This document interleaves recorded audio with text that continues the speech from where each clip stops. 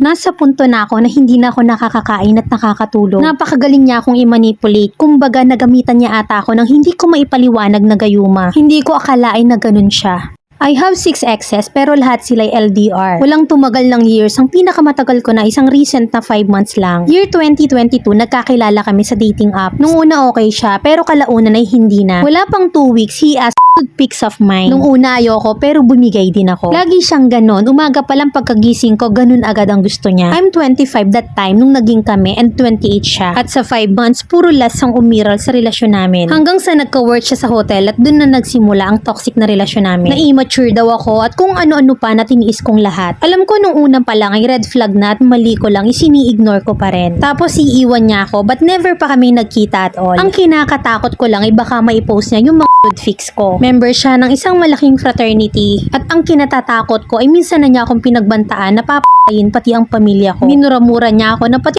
pek ng nanay ko sinabihan niya ng kung ano-ano na mabaho daw. Siniraan niya rin ako at nung kinonfront ko siya na baka i-post niya, ipapakulong daw niya ako. Siya pa yung may ganang magpakulong sa akin at sinabihan niya ako na gumagawa raw ako ng eksena at hindi lang daw ako makamove on. Sobrang sama ng pagkatao niya at pinagbabantaan niya pa rin ako. Wala naman akong magawa, hindi ko siya magawang i-report kasi wala na akong mga evidence. Dahil yung phone na ginamit ko sa kanya ay nasira na kaya talong-talo ako. I always cry at night, silent crying na nag-overthink na umabot na sa punto na hindi na ako nakakakain. Hindi na rin ako nakakatulog at hindi ko akalain na ganun siya. Napakagaling niya akong i-manipulate kumbaga. Nagamitan niya ata ako nang hindi ko may paliwanag na gayuma o ano man. Ang baba lang kasi ng pinag-aralan ko grade 6 lang ako at ganun lang niya ako manipulahin. Bungangkan ko ay pinagbabantaan at minumura niya. Alam kong mali ako dahil nagawa ko yun. Kasi mahal ko at hindi ko naman nakalain hahantong sa ganun. Na kahit sabihan niya ako ng masama ay okay lang. Nakakalungkot lang na 27 na ako ngayon ay ang sakit pa rin isipin na pinagpalit niya ako sa malapit. Sobrang sama ng ginawa niya sa akin. Sana ma-update niyo ako kung may post at babasahin kong lahat ng comments. Sa ngayon ay nagtatrabaho ako dito ngayon sa Manila bilang helper sa isang karinderya. Letter sender, Joanne.